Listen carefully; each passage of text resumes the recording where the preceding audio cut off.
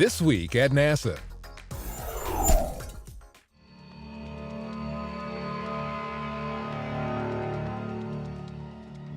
Things are looking good. Coming up on entry.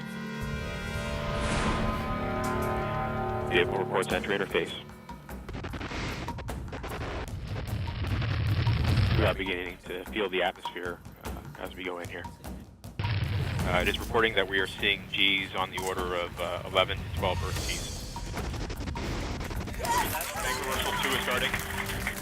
We are now getting telemetry from Odyssey. We should have parachute deploy around Mach 1.7. The parachute is deployed. We are decelerating. Speed chill has separated. We're found the ground. We're down to 90 meters per second at an altitude of 6.5 kilometers descending. Standing by for back shell separation.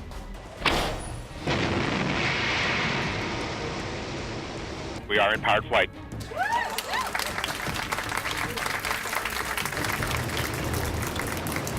We're at an altitude of 1 kilometer descending. Standing by for sky crane. Sky crane has started.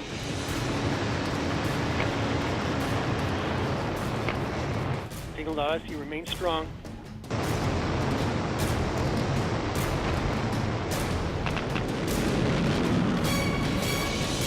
Touchdown confirmed. We're safe on Mars.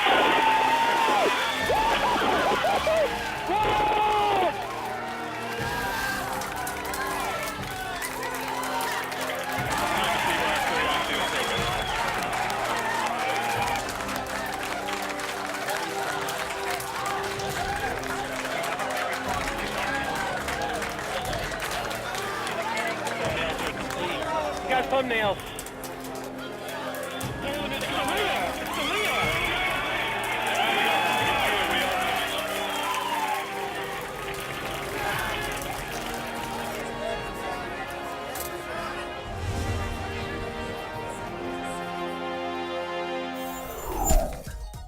The interest and reaction generated worldwide by Curiosity's trek to and landing on the red planet has been phenomenal.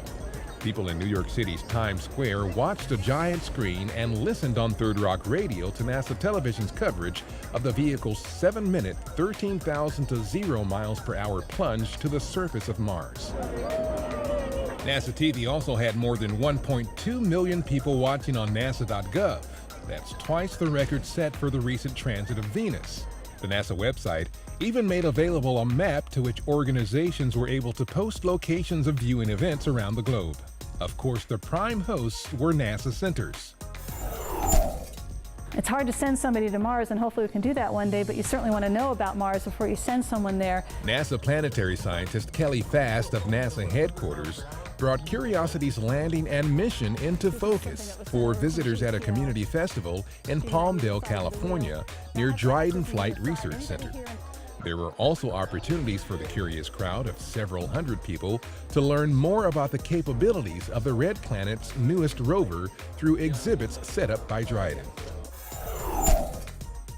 About 7,000 Bay Area space fans came out to the Ames Research Center early to grab a good spot on the lawn to watch NASA Television's coverage of Curiosity's landing later that night on giant screens.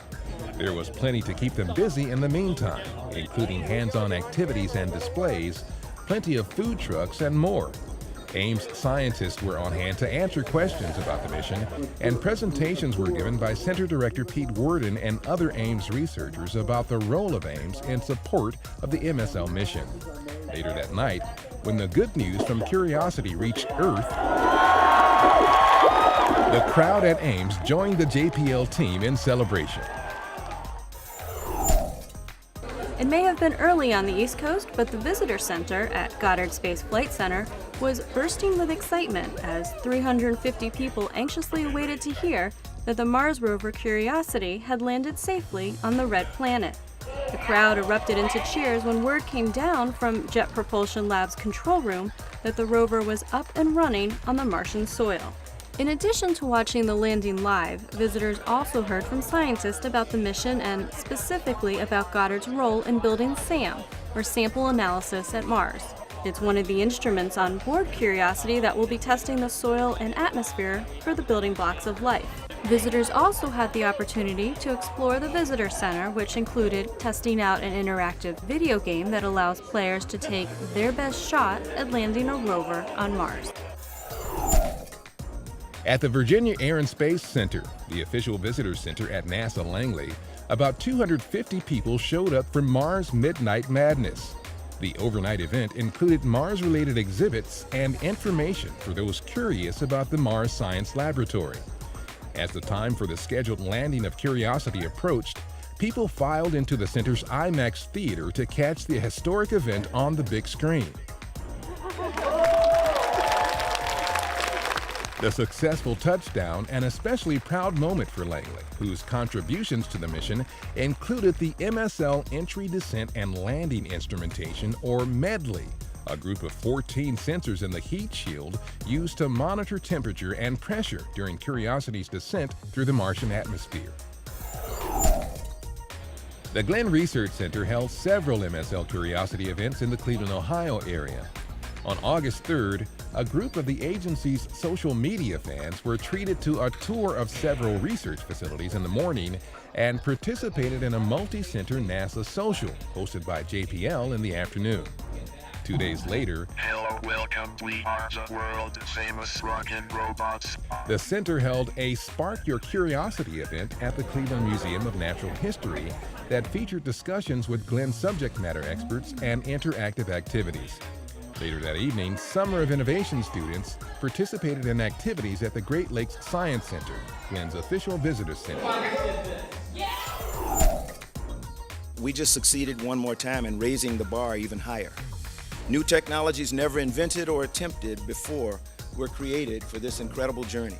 With the harrowing descent through the Martian atmosphere in the past, the team of engineers and scientists working with Curiosity has turned its attention to the mission ahead, exploring the surface of the red planet for clues about the existence of life.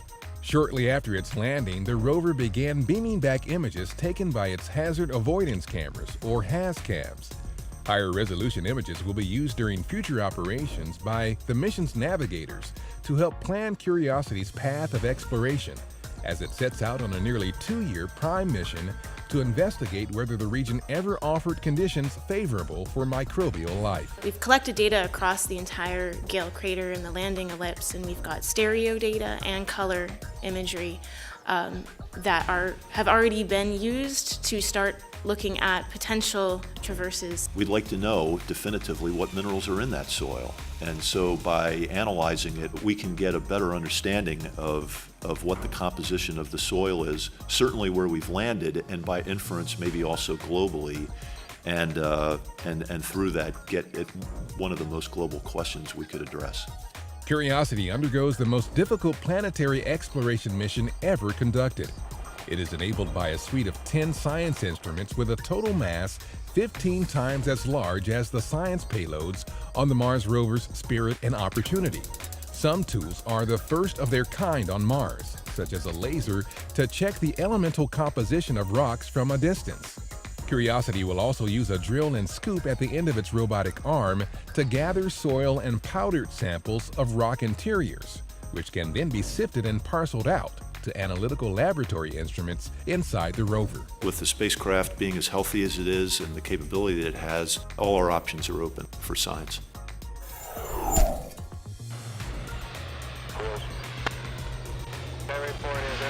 Out at Edwards Air Force Base near the Dryden Flight Research Center, the remotely piloted X-48C aircraft successfully got its first flight under its aeronautical belt. The X-48C is an X-48B blended-wing body aircraft that's been modified to evaluate the low-speed stability and control of a low-noise version of a possible future hybrid wing body design. The HWB design stems from NASA's N+2 Future Concepts studies under the agency's Environmentally Responsible Aviation Project.